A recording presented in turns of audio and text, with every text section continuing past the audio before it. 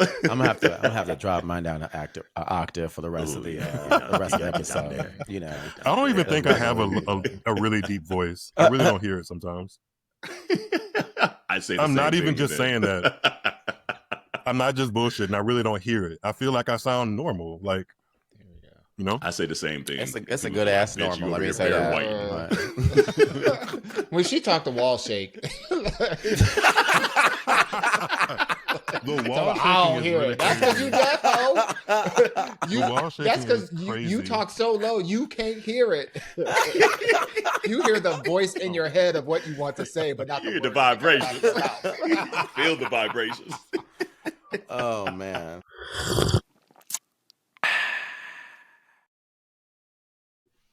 Hey community, it's your guy Myles David from Tuned Into Tennis and Serve on Sports Illustrated. I'm here to let you guys know what's brewing today. Tuned into Myles David. U.S. Open hot takes. And Bonito in Puerto Rico. So get your cups ready for Minority Report.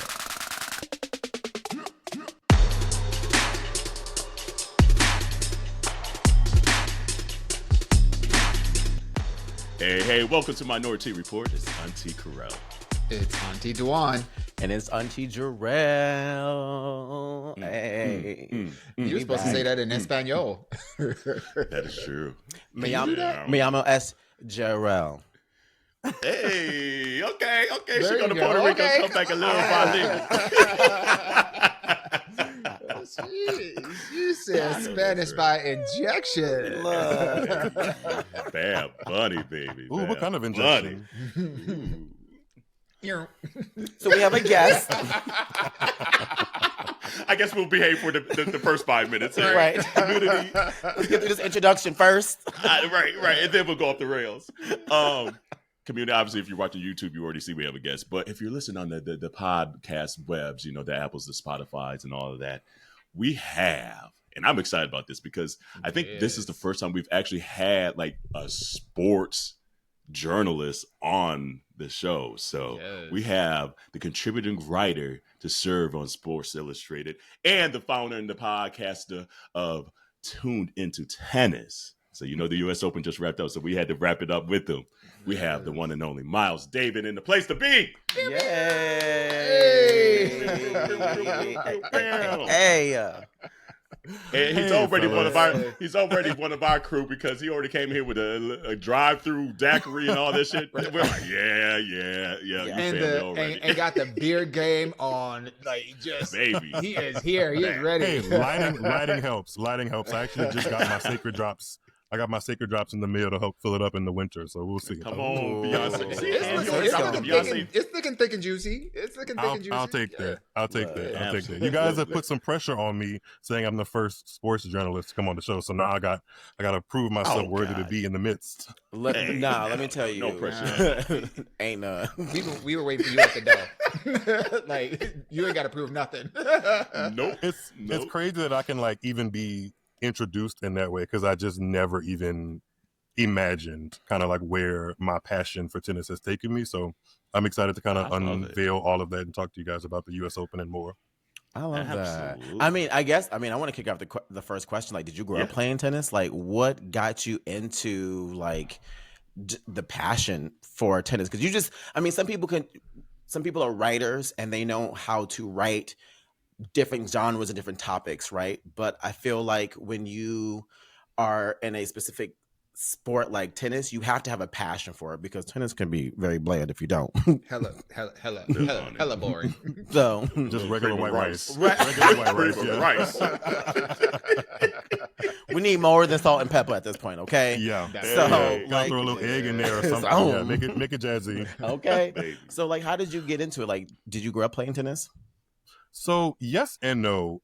In like tennis terms, I was very much so a late bloomer. I don't think I picked up a racket until I was like 12 or 13. And most people, when they tell you that they grew up loving tennis, it's like 4 or 5 or 6, you know? But in those ages, I was very much so a Southern growing up, like football camps, baseball camps, basketball camps, because I'm from Louisiana and tennis just doesn't have like a cultural foundation or hub in the area. But I think I had like a football related injury or something like at 12 or 13. And I was on the sofa for most of the summer. And one day, being like a kid that watched a whole bunch of ESPN and Sports Center, they just segued into a Serena Williams match. And I was stuck. I was Got like, you, oh. It was the cat suit, wasn't it? It was the cat suit. It actually wasn't. To say that match is the one that kind of started it all for me, it was such an obscure match that people like when you tell the story of her, you don't really mention that match. She actually lost it. It was in 2006 before the US Open. And she just reminded me it was a tournament that's now not played, but it was in Los Angeles, not Indian Wells, like 2 hours away, but Los Angeles proper. And she lost to Jelena Jankovic, who was a great rival of hers for some years there. And yeah, I was just stuck. She reminded me of homegirls that I played basketball with, and I went to a predominantly white Catholic school in South Louisiana, and I had like my circle of Black friends and stuff that I really was cool with, a little bit closer to, obviously, and still keep in touch with. And she just kind of leapt off the screen to me, and that started the whole like interest into the sport. She was my segue into it. Of course, she's still like a near and dear athlete to me, but I've now progressed into like liking so many different levels of the sport based off of that one segue and introduction. So yeah, that's how it started. And then I played 4 years of my high school team, nothing major, kind of played recreationally and still play recreationally here and there when I can. So I love that. I relate because I remember, I want to say it was Wimbledon 2002, and it was Venus and Serena in the Wimbledon final. And that was the moment where I was like, what is this? Like, oh, that was Blondie Serena. Let me tell you, okay? Let me tell you. You know, so to like see two Black women at the top of the game, 1 and 2, going for the championship, and to watch. And I remember this so vividly because I was with my grandma who I just took to Wimbledon. So like it was full circle for us this year because I remember my first time watching and it being with her and it being Wimbledon. So I understand. Serena. Damn, I feel a little old, Dawon. Changed us. I feel a little old for a second there because like I started watching tennis before like even Serena and Venus came about. Oh, so you a Steffi Graffer, aren't you? No, I ain't that old. Old. Sorry. But she might be Sorry. Martina Navratilova over here. Right there. Okay. All right. You said Chrissy Everett, bitch. Chrissy Everett Lloyd. That's a throwback. The hype that is throwback. That is throwback. But no, like I loved Lindsay Davenport. And then I remember when like Yana Novotná was playing and things like craziness. And I don't quite understand why I got into tennis, but then when Serena and Venus burst on the scene, and like when Venus burst on the scene in '97, then I was like, oh, I'm all the way in here. You know, this is dope. You know, but it's just always interesting to see the impact that Serena and Venus have had, whatever stage you got into the sport. The impact for folks that look like us and sound like us.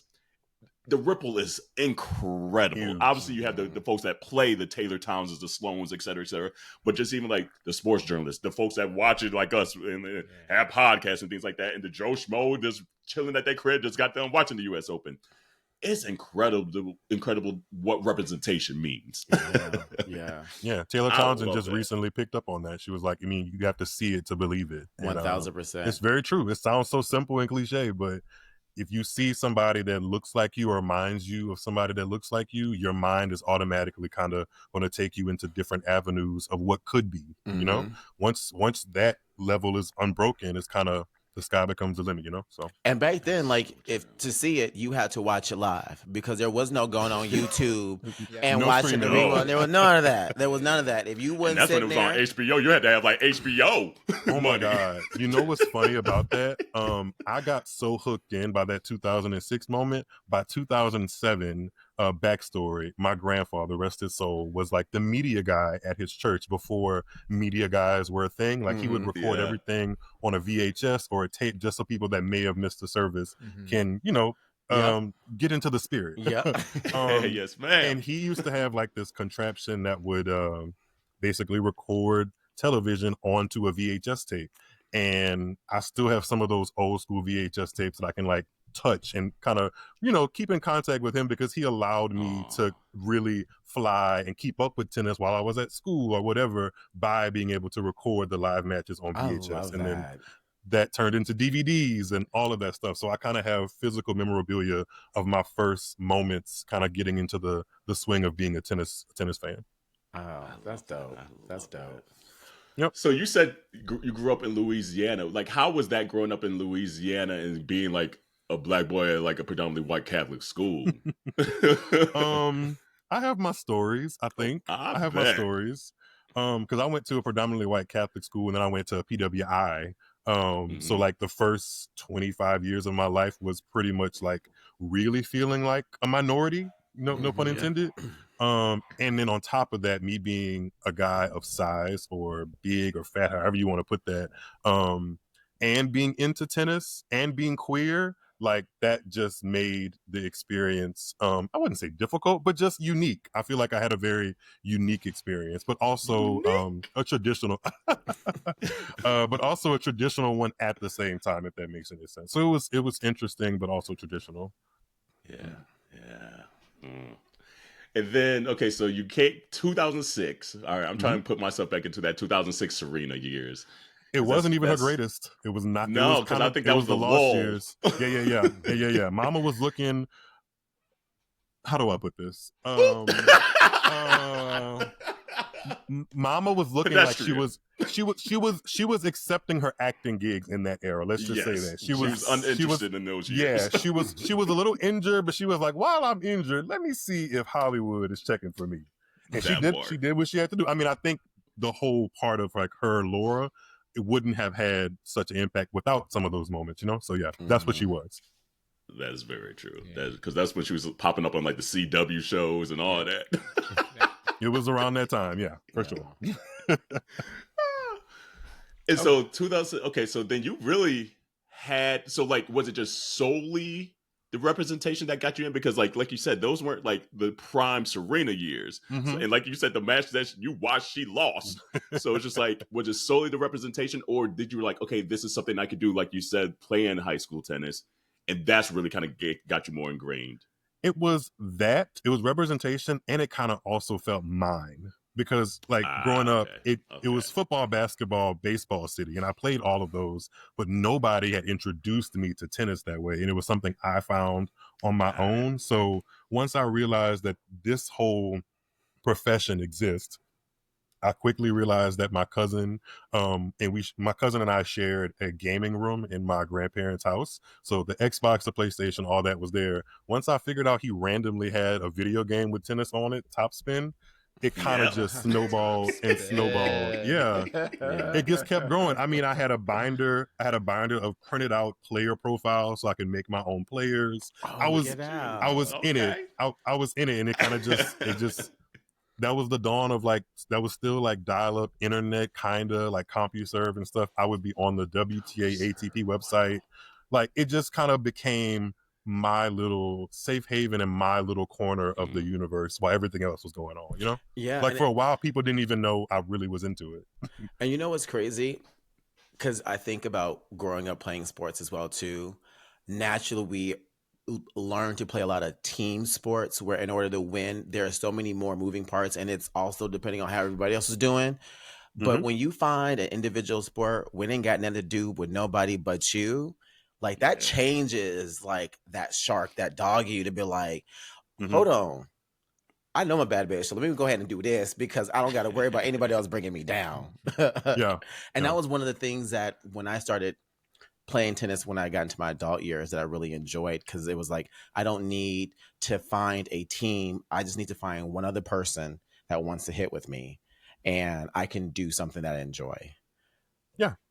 And keep yourself active and competitive and all the good things that come with tennis, for sure. Absolutely. How when you think about like your relationship with the profession of tennis in all its formats, how has that evolved since the beginning of time, where you're just kind of like a spectator and soaking it in, to really being ingrained into analysis and journalism? Man, that's a great question. So sometimes I shock myself with when I either reread or rewatch or listen to something I've put out there that's very tennis niche and very tennis specific. I'm like, you really know what you're talking about sometimes, you know?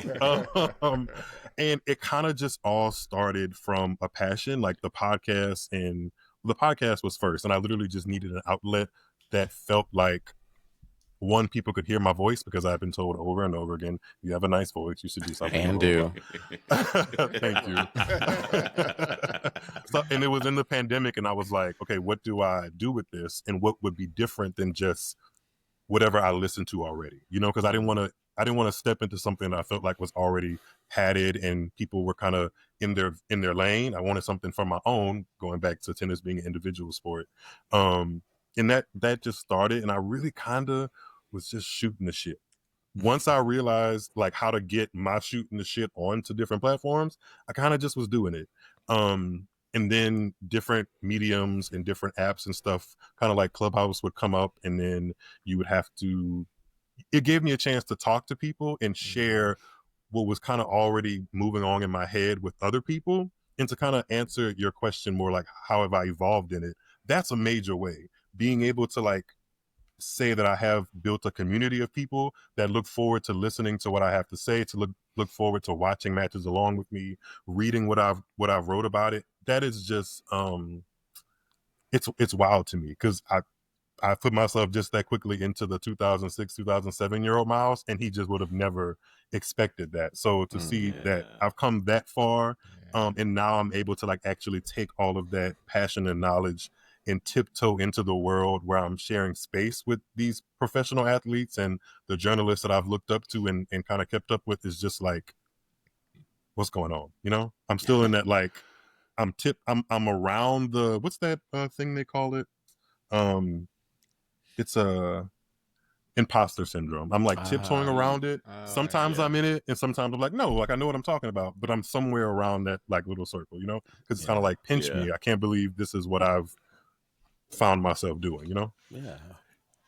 Like, tennis already is a world that don't look and sound like us, and then sports journalism, and especially sports tennis journalism, definitely don't look and sound like us. Do you? Because I mean, like, you have like the LZ Grandersons and like the Israel Gutierrez and things like that in sports journalism. But like, do you find like you could bring your whole self to these spaces? Or are you finding that like I'm still kind of navigating and figuring it out kind of thing, which is a natural kind of feeling a lot of times when like you're maybe the only or one of the few in these spaces? I'm navigating it still. It feels like the tennis world is, not the world, but just different pockets of it, I should say, is adjusting to me while I'm adjusting to it. Because there are certain parts of my, I was going to say colorful personality, because I feel like I'm not that colorful in and amongst Black people. I feel like I'm pretty chill, but when I put myself in the tennis world, I all of a sudden become like this boisterous, like full of personality. And I'm just like, I don't think people wouldn't put me in like necessarily the most outspoken person in the room together, but when I'm in this space, all of a sudden I am. So I'm still navigating it, and it is interesting being the only person that kind of checks the box of big, Black, and queer in these spaces. And it's a rotating effort and journey of being like, hey, this is Myles, and I'm at 32 years old, this is really who I am, and it's probably not going to change that much. And also making sure that I do what I need to do to elevate myself and make sure that I am digested as well as I possibly can be in these spaces, you know? So it's a journey. Piggybacking on that, if you think about your professional journey, I'm really curious to know, what would you say is one of the biggest learnings about who you are and how you show up and how you utilize the platform that you have? Sometimes I can just close my mouth. Sometimes I just need to.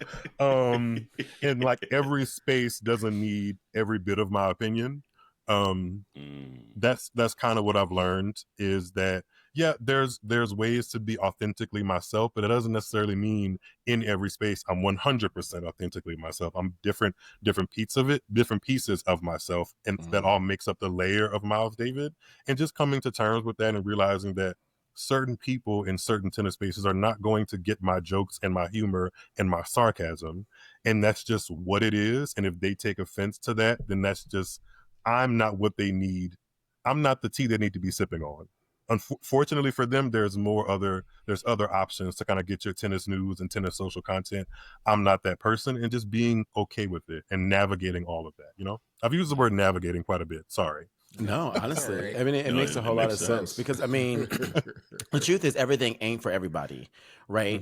So if you want to be intentional on what you are creating, you have to be aware of how you're moving and what you're doing and who gets to experience what you want to make niche. Because again, you're not making something that you want for everyone to digest. You're like, hey, I want people who look like me, sound like me, who can connect with me to want and appreciate what I have to give. And if it ain't them over there, cool. Yeah, I've kind of had to just tell myself that and keep telling myself that. And it's not that I'm not open to people that don't look like me. Thankfully, I have supporters that don't look like me and come from different backgrounds. But like you said, when I originally started this, they weren't necessarily the demographic. Who you had in mind? Say their names. But I'm happy to have a diverse people that I feel like support, engage with Tuned Into Tennis. But ultimately, I'm authentically me. Like a couple hours ago, I tweeted a Tuesday tune that I couldn't get out of my head, and it was Monica's Knock Knock. Oh, don't stop knocking at my door. Hey. Classic. One of my favorite Monica songs. And my fun fact that I knew that I wanted to attach to was that Monica actually performed that song at the Arthur Ashe Stadium at the US Open Kids Day way back when, like 2003, 2004. I recall that. Okay. That's and like wild. That's very niche. That's a very niche and Black thing to know, you know? And everybody, because I recall thinking, why did she perform that particular song out of all songs? Like, that's funny how the tables turn. Okay, all right, Monica. Whatever. All right, girl. To the kids, they really had us singing all the shit that we had no business singing, and wouldn't they be wondering why we were wilding out the way we did? It was interesting, but like that's not going to be a person that loves tennis from like a European country that I haven't yet been to probably isn't going to identify with Monica, the R&B superstar, being attached to tennis in that way. But me and people like me will, you know? So, that part. Yeah. I need to find that video, and honestly, because I'm just like, I am flabbergasted. Beautiful. She looks great. I'm just like, because that whole album, that whole era was giving breakup. It was very, it's giving, it was very Heady Spirit. That was like, So Gone came out too. Like, I'm just hold on. Monica was upset. She had started showing the tattoo and didn't care that it was showing. It was that right. era. She had the armband no more. Yeah, no, that was a good. And by the way, that tour coming up here, Monica, you better sing you better sing every last one of them. I'm telling you again. Live? I want all. Yeah, you the don't hits. know Brandy and Monica going on tour? No, I know that. I know that, but you want Monica of 2025 to sing everything live? Okay. Miles said, you better bring it down here. You better bring it down here. Or at least do the good recording like Mariah did at the VMAs.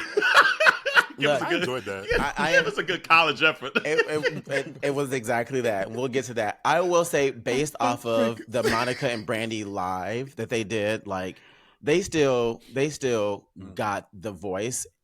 Now, are they gonna be dancing and singing? I don't know about all that. Gonna be hitting that. I want it to just be a celebration of their hits and the stuff that they've done. I'm not looking. I don't have it. I don't have the lens of like, oh, she better wow me and entertain me. I just, I feel like she's done that already. You know. Yes, and that's why we still love them. So. You're right. Facts. But it better be a couple of them in there, though. You better give me a couple. a little run here or there. Something. A little just stunt on these hoes right quick. And you want one good neck roll, too. You want just one good. I'm done. Well, back to tennis. I do got a question. Yeah. So, who are your favorite players to watch currently on tour? Currently on tour. Everybody Black. with the Black Parent. Come on. No, that's a key word. That's with the Black Parent. Yeah. Because to be more specific, I really enjoy watching Naomi Osaka, Coco Gauff, Sloane Stephens when she's playing. She's actually doing like a little mini comeback or Is she? full comeback. I like her as an analyst. I kind of like her as an analyst. Do you? Yes, I do. Yes. I do. She pops off the screen. Yeah, she really does. Oh, and she's gorgeous. She gives a little bit more flavor to some of the old people who are on there. Yep. And also, I haven't seen Sandra on there as much as I used to as well. Who's Sandra? Is it Sandra? No, what's her name? You talking about Chanda Rubin? Chandra. There you go. Shanda. Yeah. Yes. Yeah. Shanda doesn't really have a contract with ESPN or Uto for TNT. She doesn't have a contract with them. Her like live to camera broadcasting and analysis is on Tennis Channel, which is a premium channel. You can still hear her. And I got that. That was gone. You have Tennis Channel? No, it was gone with the cable. So that's why I ain't seen it no more. Well, you know, tennis will do almost everything in its power to make sure it has access issues for sure. And that's one of the things. And give you T2. Nobody want fucking T2. It's not terrible. It's not terrible. It's just it's the free network. It's not terrible. It's just bad. It's the Tubi. It's the Tubi of the Tennis Channel. Exactly. I don't want no damn T2. Nothing on no damn channel. We ain't trying to watch rank number 99 versus 73. I don't mind a little bit of that. Just so I can be aware. That's the only thing that's happening on there. So it's a lot of bit of that. Yeah, I mean, you were telling, hey, listen, I'm gonna clip this and send it to them and see if they want the feedback. Please do. Please do. Hey, I'll go on there and shake that shit up right quick. But no, I don't want that. The thing about T2 is like going back to your question, Jerrell, who do I enjoy watching? You get to see some of the people that are kind of just starting that look like us that haven't really broke through, i.e. I don't know if you guys are familiar with this name yet. Her name is Victoria Mboko. Oh, absolutely. And she's in the top 20 now. She just won. Yes. She won a tournament like 4 weeks ago in Canada, the biggest tournament of her career. Yeah, she started off, kind of getting her feet in earlier this year. I think she's like 17 or 18. I had the pleasure of speaking with her in Miami, which was her debut on the WTA tour. And then I spoke to her again in DC a couple of months back. And she's just like this real innocent but also very focused and competitive ball of just fun and unambiguous blackness. I really, really enjoy watching her. I felt bad that she was injured going into the U.S. Open like that. I'm like, damn. Yeah, but unfortunately, it's unfortunately like par of the course with tennis because that's a drawback of it being an individual sport. If something ain't working right, you can't pass the ball. No, you can't pass the ball. Yeah. It's up to you. Yeah. Now you listen to some of the women though. I want to know some of of the boys though too, because I love watching me some Arthur Fils. I love watching me some Arthur from France because that is a beautiful chocolate man. You know he's not even 22 yet. He's not even 22 yet. All the time. He's not 22. Damn. He's a young. He's a young strapping gentleman. Unfortunately, I haven't had the pleasure of being close to him or like interviewing him, but he's somebody I want to watch. He's kind of somebody that's on the injured list right now, but kind of, Google the name, see the attractiveness, and take that for what you will if you don't know what we're talking about. Also, Francis Tiafoe, I enjoy watching him. He's a character. You can ask me more questions on that if you'd like. I'm just going to keep it right there. Who else do I enjoy watching on the men's side? Hold on. Then we're going to ask you all the questions now. Shit. I was waiting for him to get through it because I was about to circle back. Okay. What happened? What he said to you? He is just a character, but I as like the fan Myles and the analyst Myles, kind of he's one of those people that frustrates that that dual existence, if that makes any sense. I can see that. Lovely to watch and a really cool guy to talk to. It's just that when he plays, I'm like, he's one of those athletes that frustrates the hell out of me. 1000%. Yep, I completely agree because it's just like, brother, you in your own way, and I just don't know how to be like, nigga, come on now, like he's just like. It's true. It's 1000%. Yeah. Who else do I enjoy watching on the men's side? Felix Auger-Aliassime. Yeah. I really, really enjoy watching. Shout out to him. Yeah. it seems like he's starting to finally put it all back together again, and he's only 25. He's only 25, so he has a lot of time. Because he just had the U.S. Open this year. That's all he had. Literally was the U.S. Open this year, and maybe it's easy to do that. It's easy to be like, "Ooh, he coming," but like you really got to be like, that was one tournament amidst. No, he played well in Canada too. He played. He played just the 2 rounds in Toronto. That was it. It was one. It was one round. Oh, I think it was. I think he might have got a bye first round and then lost the first round. Yeah, you might be right. Yeah. Although this result has been great, and I'm glad that personally, I feel tethered to this really great win because I ran into him when I was in New York the couple of days before the U.S. Open started. We took a picture, and I told him that I worked for Sports Illustrated, and he was like, "Cool, maybe I'll get a chance to talk to you one day." And I I jokingly said, "Well, yeah, I'll do it after a big win." Got it. Clocked it. I jokingly said, "I'll talk to you after a big win," and we dapped it up, whatever. We kept it moving, and then he's had 3 great wins to get him into the semifinals of the U.S. Open. So I'll take a little bit of credit for that. Hey, facts. Whatever. The question is, get him back out there. The question is, did you lick your lips after you said that? Dawon. It's so funny. Like my husband, does not care about sports in the least bit. He gets annoyed at how much tennis was on the last couple of weeks. Oh. But he was on the screen and he saw Felix. He's like, "Ooh, he cute," and I like his gap. Felix, he has it, and I don't know. He doesn't really operate. He just needs a better haircut. Yeah, but he doesn't really walk or operate like a guy that knows he got it. And if I ever spent a week with him or 2 or whatever, I would kind of build that into him because he's he's a humble champion and a very humble guy. Yeah. But we see the fact that he could walk out there bare chested and kind of just have that energy. He just needs to sit in it a little bit more. Tap and I think that might work in his results. We don't know if he just kind of brought that I'm that nigga kind of vibe to the court. But it's the Canada in him. It's the Canada in him. It's that he's marrying a white woman tomorrow. So yeah. Well, and that's the other thing. Just dilute it. It's giving just a little. I mean, I just get out, nigga, get out. much respect and love to their union. Yes. That's all I have to say. Absolutely. Love. Good for you, girl. I have a quick question though.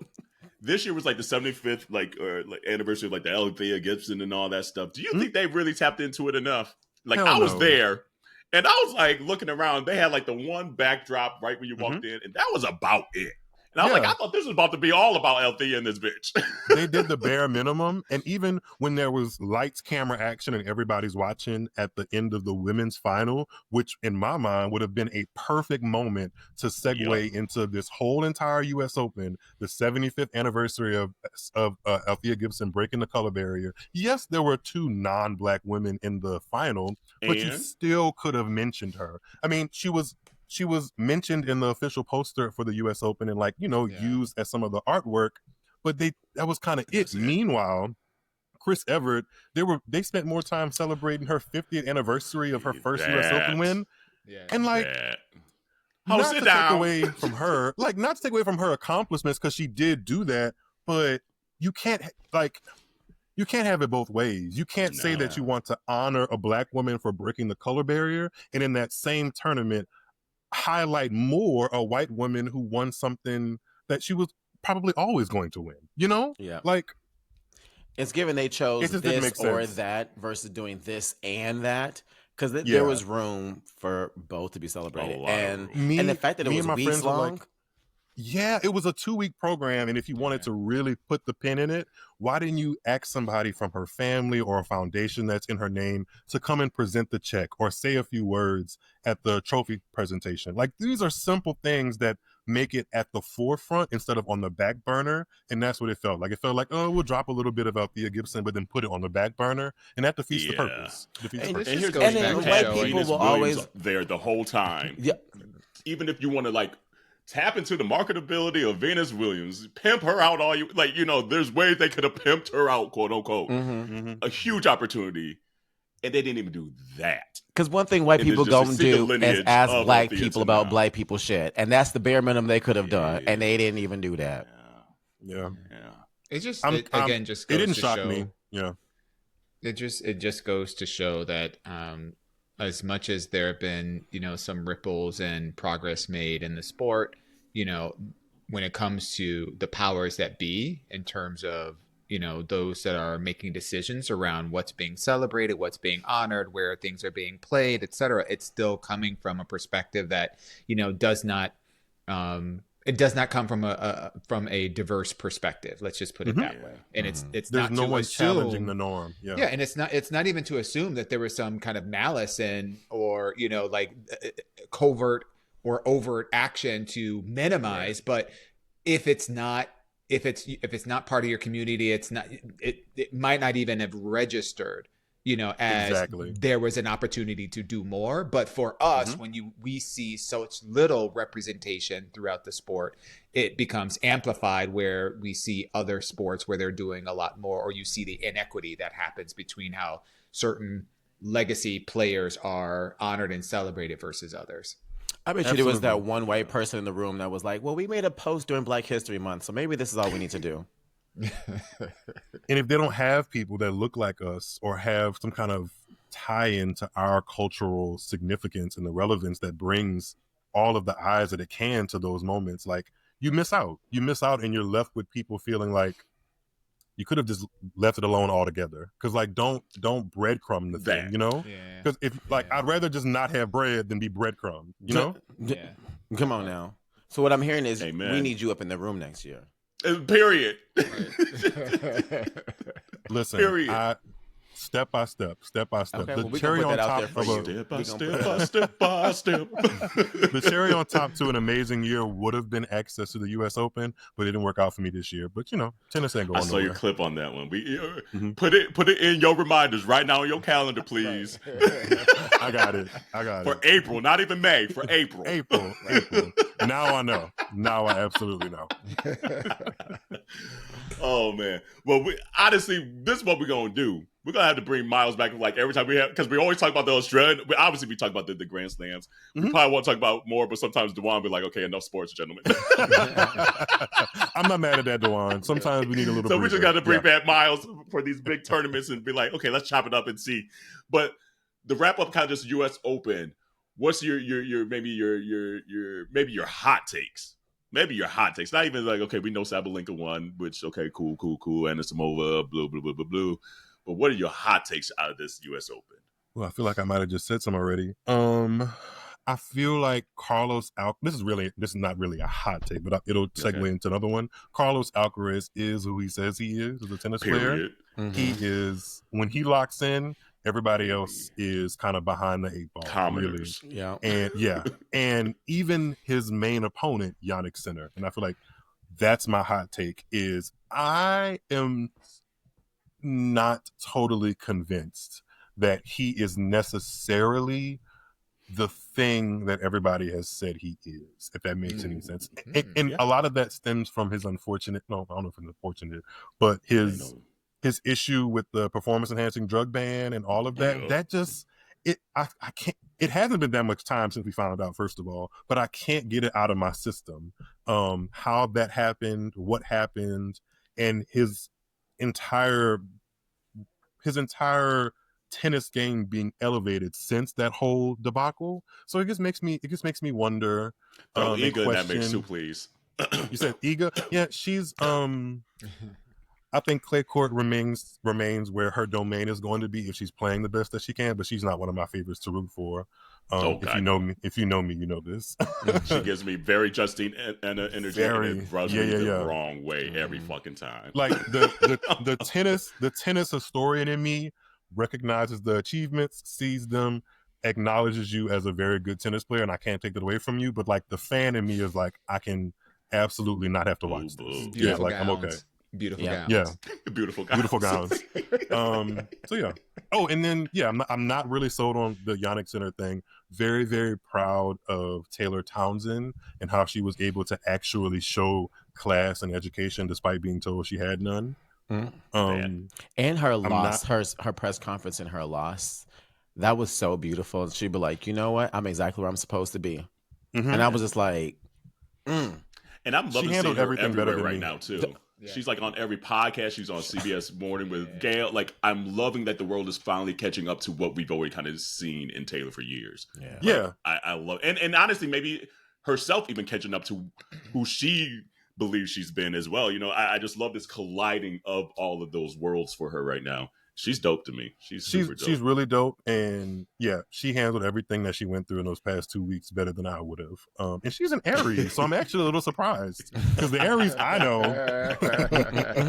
turned up. The Aries I know, if that Ostapenko girl would have had her finger a millisecond further or a millimeter further in her face, it would have been an issue. But you know. It would have been a dog walk instead of it'd have been an issue. It would have been an issue for me. Now. The racket would have been talking. It would have been an issue. So I'm proud that she kind of fell in that category. Much respect to her accomplishments. I don't mean this in a negative way, but she kind of fell in that category of kind of what did I say about Frances earlier? A frustrating player to watch. Yeah. Mm-hmm. Yeah. Kind of. Yeah. And now I feel like she's elevated everything and is working as hard as she can to get the best tennis out of her in singles and doubles, and that's beautiful to see because she's always had the talent. And it's also like watching it happen as she plays, right? Like you just see her while she's playing being so dialed in, and then like even afterwards she's just like, okay, I'm me. Like it's just like there's just a way she just shows up and she's like, I'm giving everything, and you see that when she gets off the court because she's like, I left it all out there. Like I don't have anything to be mad or upset about, and it's just really kind of like freeing to see someone just be so and refreshing to watch someone be at such an elite level and still have such a passion and a joy for it. Yeah. I think it's kind of like that is to her son too. Yes, and she mentioned that today and on Good Morning America as well.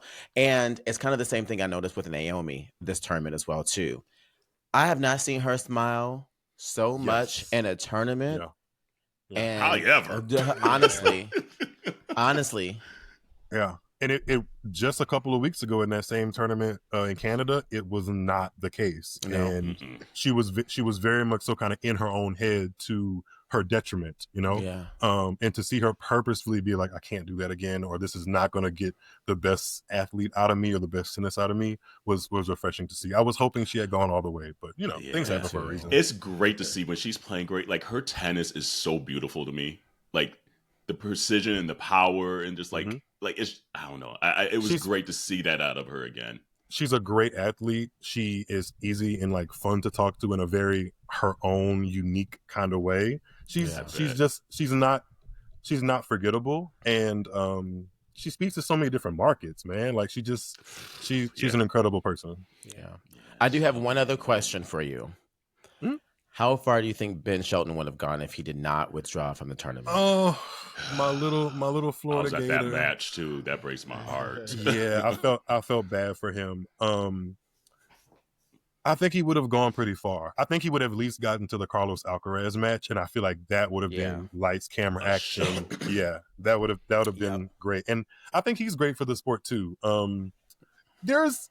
He unfortunately falls under the Madison Keys trope to some tennis fans. Yep. Unfortunately. And before I said that, I debated even getting into that topic. I was thinking in my head.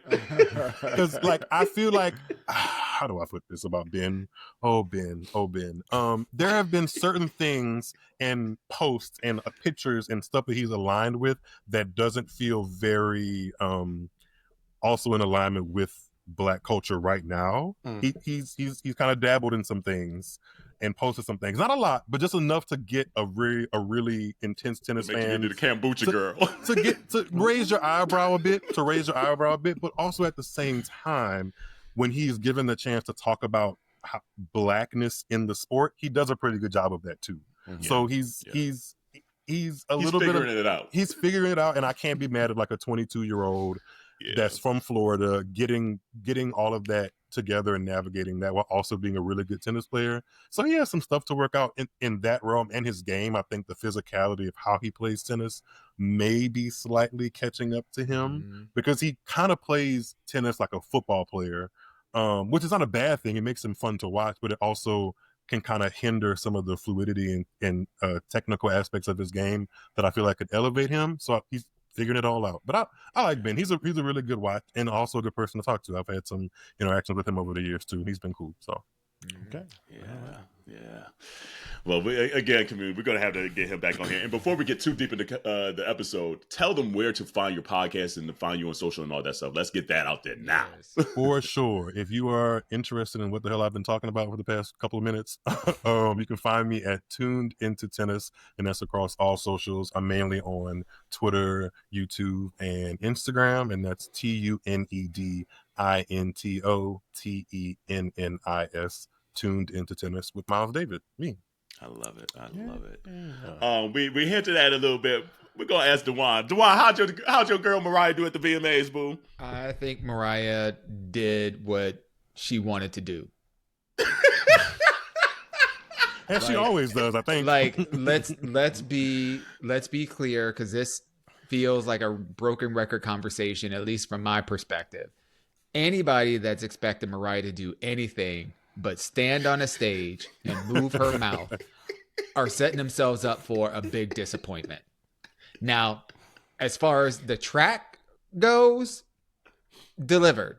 As far as the medley, delivered. The outfit, delivered. The face, as far as I'm concerned, delivered. So I saw that look, Myles. So delivered. Because what else is it going to do? So this is what took me out though. Heartbreak, you got the best of me. That shoulder shimmy took me tried. the fuck out. She tried. Oh, I thought it was. I thought it was going to be the fake slap of her alter ego. Yeah, that was awkward. Who was that supposed to be? Boop, boop. Bianca. Yeah. Her Who's alter ego. From the Bianca video. for the Heartbreaker video. Sorry.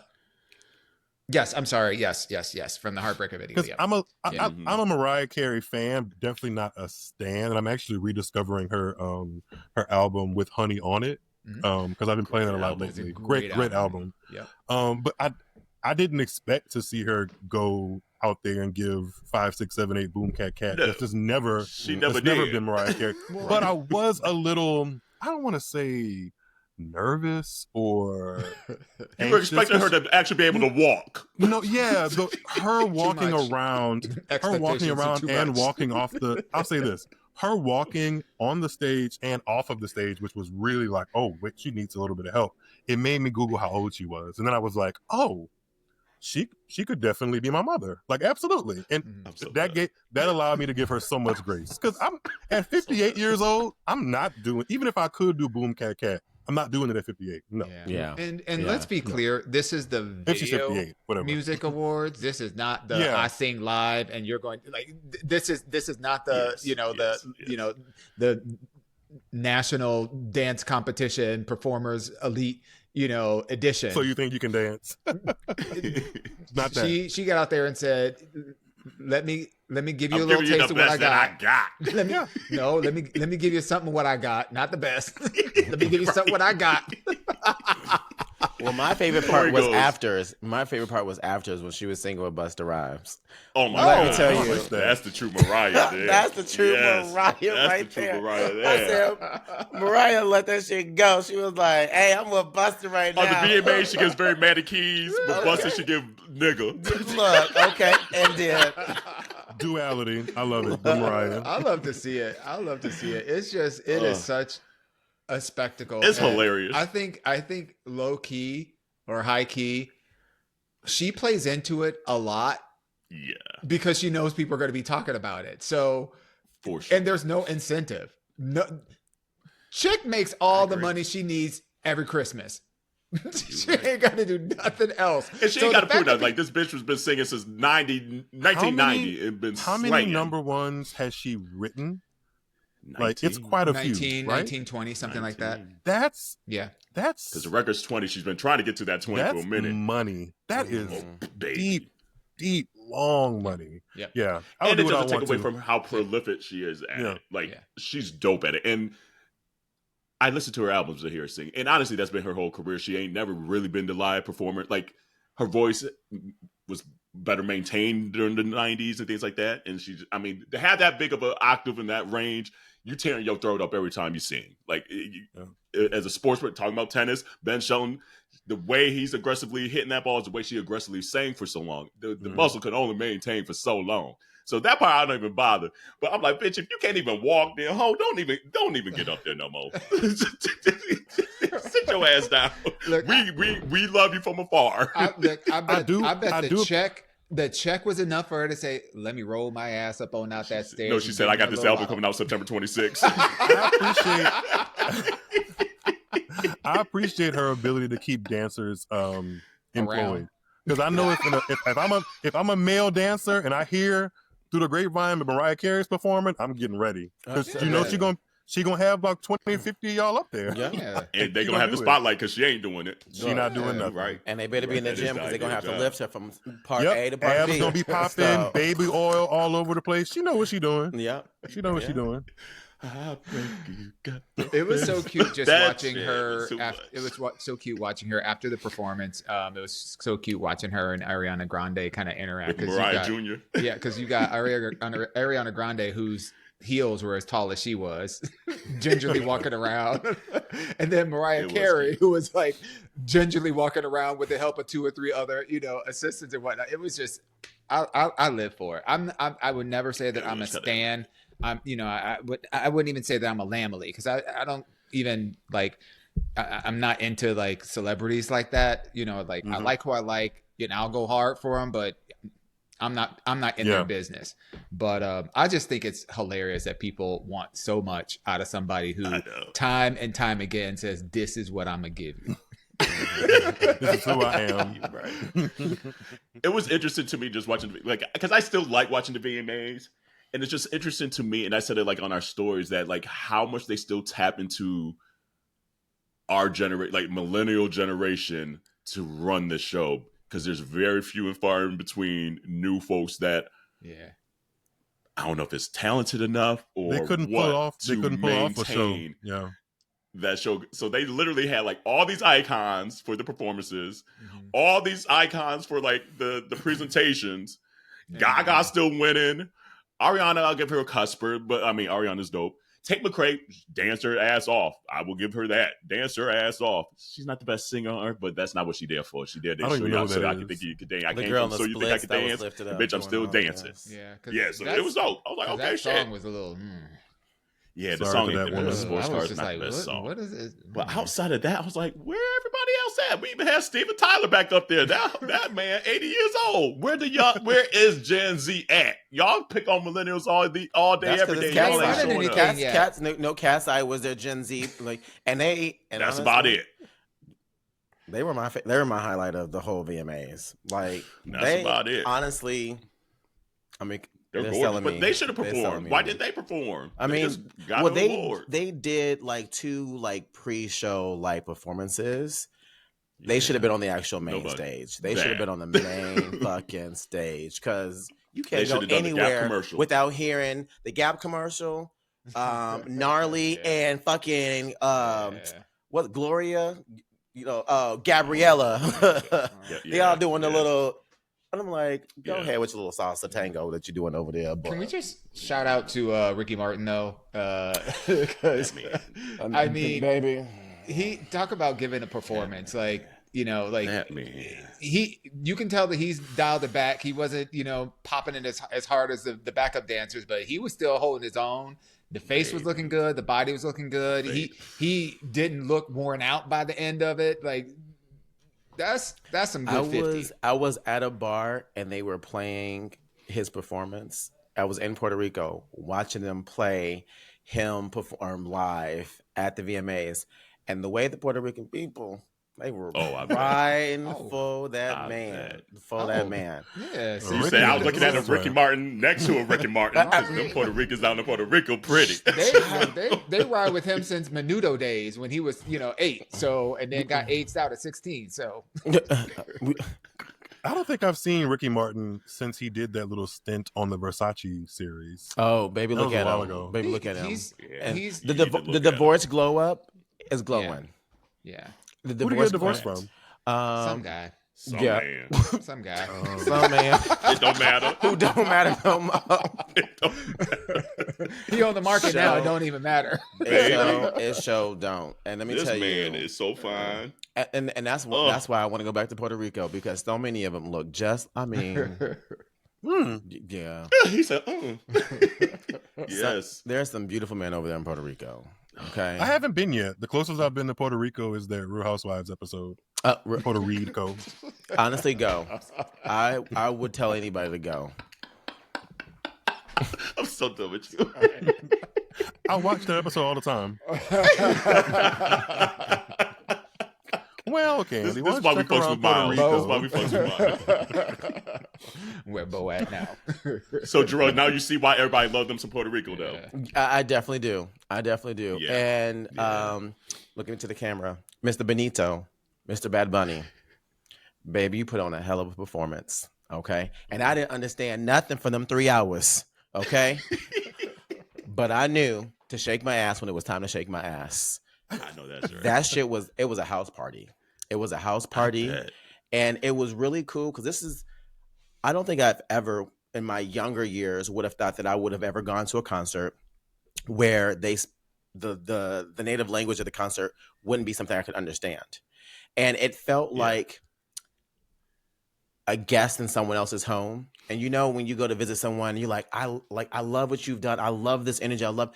That's exactly what it was for me. And I sat there 3 hours not knowing anything, but watching everyone else live their best life. Yeah. I was just like, I'm really just happy to be here because y'all are just giving me everything. And I'm going to jump when you jump because you having fun. And bitch, you having fun over there. So when you start yelling, I'm going to start yelling when you yelling over there. Woo! Right. Let me tell you, I'm half a second off, but let me tell you, I joined. Okay. That's all right. Wait, was the Ricky Martin concert the reason you went to Puerto Rico? No, so I went for Bad Bunny. Not Ricky Martin. Sorry, Yeah. Bad Bunny. Yep. So I went because of Bad Bunny. Yeah. Okay, So, cool. Yeah. I couldn't hum you a Bad Bunny song. I know who he is, I think. Like, you could walk past me and I'd be like, oh, I think that's Bad Bunny. But I don't know any of his music. I feel old. Yeah, all I know is that that song that came out this year that everybody be playing. No, I don't know the name of it. I just know the sound of it. I love that song. It be going on. You don't have a song with like Cardi you B? said. I don't That's think not so. Cardi B. That's not I Like It Like That. That's not No, that's Is it not J Balvin? that's what I was thinking, but I don't know if it is No. J Balvin. Is it J Balvin? It might be J Balvin. Yeah. I'm gonna stick to my R&B. I'm gonna sit my daiquiri and stick to my R&B. He said, I'm we're gonna going to stick talk to my about Monica. Monica. We're going to talk to Monica again. But All Puerto right. Rico's. I would just say this: if you haven't been to Puerto Rico, everyone go. It is a beautiful place. It's so great to watch people who live in a place that has been through so much still move with such pride and to be proud in who they are and the people who come from there.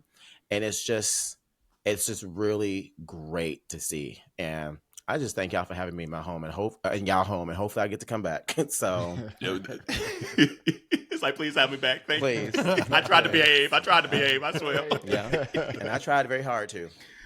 Ooh, I know that's right. But did you? Say his name. Their name. Who knows? I don't know. Yeah, I wouldn't go to Puerto Rico without having some fun either. Yeah. I'd have me some fun. F-U-N. Baby. Oh, a word. A whole ass word. All right, before we get out of here, we have a segment that we call Curiosity. And so we're going to kick this off with coming to the stage is Myles David. What song is playing? Oh, what song would I play on my intro? Yeah, your walkout song. My walkout song. That is a great question. It's going on top of my head for the last couple of hours. Cozy by Beyonce. Okay. I'm mad at Comfortable it. in I'm your mad skin. at it. Yeah, I'm Comfortable in your juicy. ears. Yeah. Okay. Cozy. They hate me because they want me. They Yeah, want that's what it me. is. I'm dark skinned. Light skin. Brown. That'll be the one. Fluorescent Hey. beige. Bitch, Bitch, I'm I'm black. Black like that. Black Like that. Okay. Yeah. That. TNT coverage or ESPN coverage? TNT coverage. And they've only done it just 1 year for the French Open, and it blew ESPN out of the water. Yeah, absolutely. That statement. You mentioned Lindsay Davenport, and TNT actually helped me get an interview with her, with Lindsay Davenport, and she was wonderful. Yeah. Mm-hmm. I like her. I like Lindsay. She cool. was like, and she was Anisimova before Anisimova. Bingo. There you go. Alexander Stevenson or Coco Vandeweghe?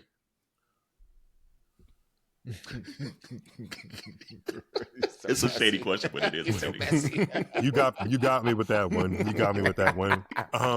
I'm gonna have to go with Dr. J's daughter, Alexandra Stevenson. I get it.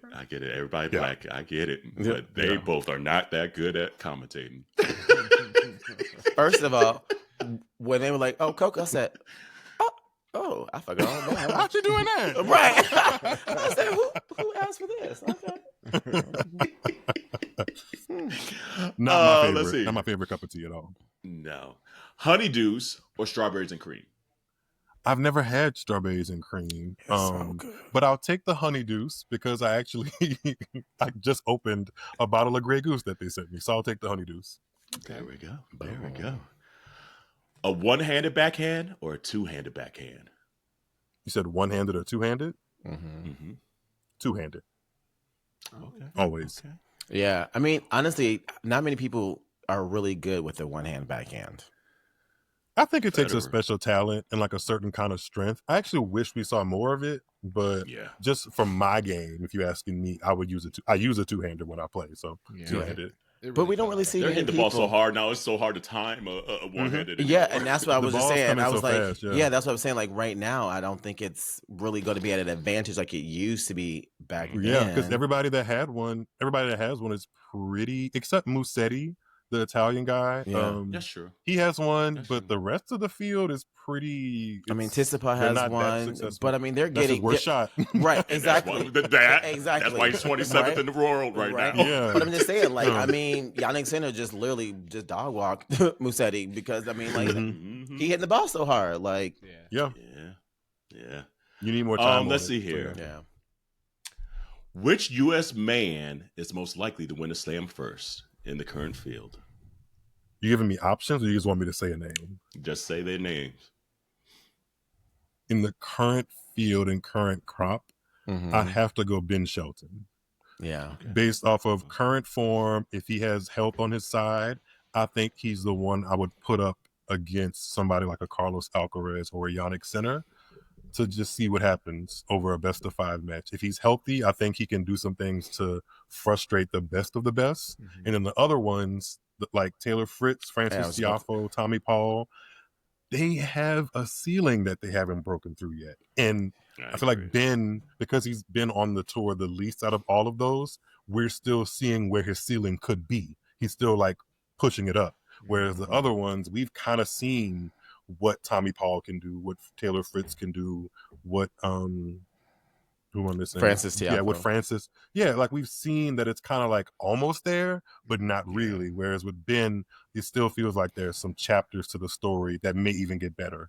I'm not so sure Francis is necessarily going to leave his career with a Grand Slam trophy. I'd love to see it because I actually want to see. I would love to live through an era where black men or a black man have the same impact that Venus and Serena did. Oh, yeah. I would love that. I just don't know if we have the current player on tour right now to do that. But best American man, Ben Shelton. Yeah. Served or nothing major? Served. And for those in the communities, like, what the hell is that? It's two podcasts of tennis podcasts of prior players. So check it out. One of those podcasts has a Grand Slam. The other one does not. And they got a whole shit ton of people on it that should have probably had one, but they ain't did it. You're right. Yeah, they were in the wrong era. There ain't no way they was gonna get through. So, who's your dream guest? Hold on, say their name. Say what you want to say. I see that smirk. Who's your dream guest for Tuned Into Tennis? My dream guest, man, like a one-on-one. We just kind of kicking the shit. Been talking about some stuff. Yeah. Oh man, that is a great question. I feel like at one point I would have easily said Serena.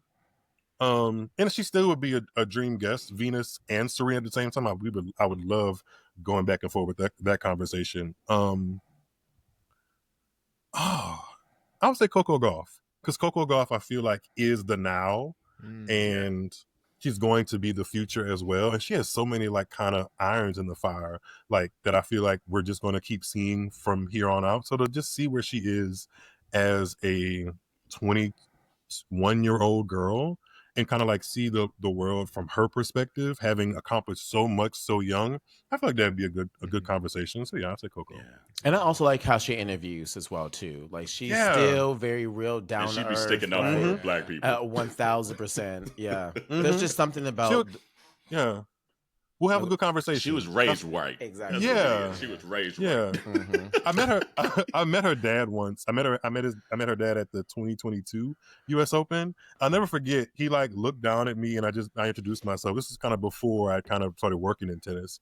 And he looked down at me. He like made this kind of look at my phone. He looked up and he was like, your hands are way too big for that phone. I was like, thanks. I was like, thanks. And we just shot the shit after that. But it was such a funny thing to like just say off the bat. I was like, how did you? Okay. That's hilarious. So yeah, he's good people, and I feel like she has some of that same like humor, but also like professionalism. And I would kind of want to meet her in the middle of all of that. Like, tell me what's going on in tennis and like how it feels to be a 21-year-old with no debt nor no debt. You know, like just kind of the world at your fingertips. You know. Yeah. Who's the best looking male player on tour? I had a feeling this question was going to come. Of course, come on. The best looking male player on tour is Arthur Fils. Yes. Yeah. Yep. It's either him or Berrettini. Them two. I go back. I'm glad you see it too. Oh my God. I sent a reel to somebody about Berrettini, and I was like, please tell me you see it. Like, you see that that's a handsome, attractive man. They didn't see it, and I thought I was crazy. I thought I was insane. Yeah, he's attractive. But here's my thing, okay, because I agree. But when he does not keep this kept, and that beard comes all the way to like the bottom of his eye sockets, get that man away. It's those photos that ruin it. No, let me tell you, I'm gonna need him to keep this under control because it be literally up here. And I'm like, my guy, where the rest of your face at? Just like Berrettini, you can rock that beard however you want to. I'll give you the sacred drops. You can grow that beard out. I know that's right. Rub it wherever you need to rub Stop. it. I knew that's where you were going. I knew that's where you were going with the beard. Is there a person I would put like on my top 3 of the men? Who else would you say is attractive? Mussetti's my other one. When that man cut his hair, really? That glow up. Yeah, did it for me, and I'm like, I see why you got 3 kids because who's my third? I think I'm attracted to Carlos Alcaraz, especially as he's gotten older. Like the skin is clearing up. He's looking like a man now. You know, he look like a man. He's cute. I'm trying to think. I'm for the longest, it was dominant team in that ass. I will say that. I'm gonna throw Felix back in the mix. People debate this, but I would throw Felix. Yeah, Felix has like actor handsomeness, if that makes any sense to me. Like he just has I feel a like it's the haircut for me. Listen, we just need to work on it. And I feel like he needs to fill out a little more too. Yeah. I mean, you know what? That's a lot of pushback for somebody I want to put in the top 3. So maybe a lot of pushback. We'll keep it with Arthur and Mateo for now. Oh yeah, that's not a bad duo. All right, we're gonna build a Voltron here. We haven't done this in a little bit, and so normally we do like almost like drag Voltron, but in this case we're gonna do a tennis Voltron. And so for those that don't know Voltron or Power Rangers or whatever cartoon where you put different pieces and they make a Megatron kind of thing. Gotcha. That's a what Megazord. We're gonna do. Gotcha. You lost me at Voltron, but a Megazord, I know exactly what you're talking about. There we go. Megazord. Maybe we update the terminology for the show. My bad. Yeah. Damn. So we're building a Megazord here. And who's going to have the serve? Are we doing a male? And it could be whatever time period, all time. Anybody. But is it a male Megazord? It could be male or female. Megazord? It could be other. Okay. Because the Power Rangers had both. Non-binary. No, because the Power Rangers had both, right? So I'm just saying. They did. Whose serve would I pick? I don't want to be cliche and say Serena, but she really did have some of the best serving moments I've ever seen in my life. Male or female, so Serena. Yeah. Okay. And one thing that made her specifically dangerous is that like she was clutch with her serve. Yeah. Like timing, the way that the serve would bring her back into a match and completely change. And then you get even how she goes. I mean, oh man, I miss watching that lady play. Because you just knew if she was playing well, you knew one of those serve was going to get her going. Even if it wasn't an ace, you knew a good serve was going to just be the one. And that ball toss was in the same fucking spot. It's a beautiful shot. Yeah, it's a beautiful shot. It's like watching her be down like 1-5 and then be like, don't worry. She still coming back. She still got this. Like nowadays, but that's what also stressed the shit out of us every day. Fucking time. Right. But nowadays, wake up, girl. Someone down 1-5, you thinking, okay, so next set they gonna need this. But Serena down 1-5, no, she's gonna win this. And she has determination out of this world. And it started with the serve. That's T. So did. Mm-hmm. Forehand. That's a really good question. Forehand, I think I'm going to go, even though it could be a little bit short sometimes, I'm going to go Rafa Nadal. I enjoyed his forehand. He could do a lot with that forehand. Quite a lot. Yeah. And I like his footwork with his forehand as well, too. Oh, God. And that's one reason why I like Carlos, because Carlos reminds me a little bit of his footwork when it came to getting behind that ball for his forehand. Yeah. The first one that pops in my head was Delpo. Delpo in his prime with that forehand was disgusting. Before all the injuries like broke his body down. Oh, it was just like going through the court like nobody's business. I just don't know if I'm preparing for battle. Right, if it's gonna break down eventually. Yeah. It's a great hot shot. I just don't know if I'm like ready to go and beat all the dinosaurs and other villains in my Megazord with that specific shot. Rita and all them. My nigga's he is really getting for battle. Okay, he said this is the Megazord. We beating some ass, so I need you to be ready. Backhand. That is a very good question. Who would I put on my backhand list? And I'm trying to think if you know what, when she timed it well, I think she had one of the best backhands in the game was Maria Sharapova. I know she's not everybody's cup of tea. But I know there have been like Amanda Nisanova right now has the best backhand in the game. Fucking tennis. Tennis, men's, women's, whatever. I agree. But I feel like I would go Sharapova's when she's playing well. If not Sharapova, I'm trying to think of a man's backhand I would like to have. Kei Nishikori had a very, very solid backhand. Mm-hmm. Stan Wawrinka had a very good backhand. Yes, too. I just don't know if I would take the one. Yeah, the one would break down, especially in today's game. That's why. Yeah. But it was beautiful. Get back. Yeah, absolutely beautiful. The mental. Who's just mental tenacity are we snagging for this Megazord? I can't believe this man came to my mind. Who was it? Because I don't want to admit it. But I do think Novak Djokovic has a very interesting. I can't either. But I'm telling you, if you want me to go to war, yeah, you're right. It's skill. His resiliency. His resiliency and his ability. I loathe it, but his ability to kind of take everybody being upset at him in a crowd and use it to like for his advantage and always do it. That is a skill to have. See, I'm going Roger Federer because I don't need all that yelling and being all that negative just to get people like you're doing too much. Focus on your tennis, and you would have way more Grand Slams if you focused on your tennis and you'd stop doing all of this. And I'm just saying, but I see that, but I'm thinking back to like Djokovic in his prime going through Alcaraz, not Alcaraz, going through Rafa and Roger. Yeah.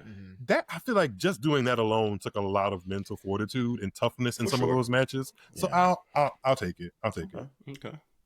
Court coverage. Court coverage. Venus Williams. Listen, Venus in her prime. Listen, I know y'all people want to talk shit about what's been happening the last couple of years with Venus, but if you watch them late 90s to like 2005, when she was healthy, you wasn't getting the ball past her. Yep. She was in every single corner of that court. She'll do a split to get to a ball. And she was so tall. Lankiness. Yeah. It just a ball really wasn't going by her. Even if she was on her off days, a ball was not going to go by her. Yeah. And we saw that a little bit. There was a couple moments in the first round, in the first set, where there was a couple balls. I was like, "Oh, that's going. Oh, she got the racket on it." I was like, it just reminded me of that prime of being like, "Damn, like." Like they had a lot to contend with her on the court. They had a lot going on. A whole lot. Yeah. And then the drip. Who just dripped out every time? Who's swag, who's energy, who's garb, all of the above. I mean, as she famously said, you have to have the body to rock it. I don't have the body to rock it, but Serena Williams in her prime, when she was unveiling her Nike stuff, changed the game. Changed the game. I mean, she came out with a cat suit. They said they literally were like, "Nah, with all that ass, it's too much. It's too much. All that ass, it's too much." She said, "You see this ass? You see it." Yeah, she has way more hits than misses in her career, and just the fact that for basically all of her career, especially at a Grand Slam, you would be like, "So what is Serena going to wear?" Having that kind of anticipation and like going and bringing the bar higher and higher, I'll take Serena Williams. This is how you know she the GOAT, because she had all them titties and ass around that court. She had baby, it's still bitches up. She can you imagine trying to swing with all them titties in your way and no wardrobe malfunctions? She made it work. The worst thing that would happen would be a earring fall off. That's it. Yeah, right. The beads early in the day and the earrings. That's about it. That's how you know she was iconic for that. Yeah. Ooh, that's not a bad Voltron. So we said for the serve, Serena. We said the forehand, Nadal. The backhand, who did we say the backhand? That's just Sharapova. Or Sharapova or Kei Nishikori. One of them. Yeah. Yep, that's right. Yep. The mental, you said, oh boy. Djokovic. Oh boy from Serbia. Oh boy from Serbia. The melodramatics, and he's still trying to do that shit in this latest US Open. I'm like, bitch, just shut up. Yeah, just get off the court. If your neck hurt that bad, just get off the court. Bitch, exactly. If your neck hurt that bad, go home. Go home. I'm tired of the dramatics. Court coverage, Venus. And the drip, we back at Serena. So that's not a bad tennis Voltron right there. That's a couple Grand Slams. Yeah, a couple. A couple. Between Novak and Serena alone. Yeah, that's a lot. Dear God. I'm pushing 50. Like, you'd be hard to beat. You'd be hard to beat. That. Well, Myles, we appreciate you for kicking it with us. We really, really genuinely do. Like, I was looking forward to this so much. And even like when we touched base like a couple months ago, I was like, all right, we got to just find the right time to get it on here. And I was like, oh, US Open, let's do this right now. Quick turnaround. The one and only. I'm happy you reached out. I'm happy we connected. I really had fun talking to all of you guys. It feels good to kind of let my tennis flag and my black flag and my queer flag all kind of fly and hang out in the same space. So I appreciate that. For sure. Absolutely. And remind the community where to find you again. You can find me at Tuned Into Tennis across all social networks. You can type in Myles David in tennis and I should pop up. And you could probably type that in and find some of my latest contributions to Serve on Sports Illustrated, where I write articles and pieces from time to time about what's going on in tennis or who's working with what brand. So I try to keep my tennis thoughts out there into the interwebs of it all. Love it. And hey, if you need 3 aunties to come on for an episode, we ready. We ready to talk about these people. I love aunties. I actually, you know what's funny? I actually have an auntie, Dawon. I really do. I'm so here for it. Hey, nephew. I love her. Shout out to my auntie, Dawon. I'm so here for it. Yes. Love it. Well, Jerrell, Dawon, anything else on your hearts and minds before we get out of here? No. Stay safe out there. Yeah, absolutely. Well, community, wash your hands, your legs, and your ass. and we will see you next week. Bye everybody. Bye, y'all.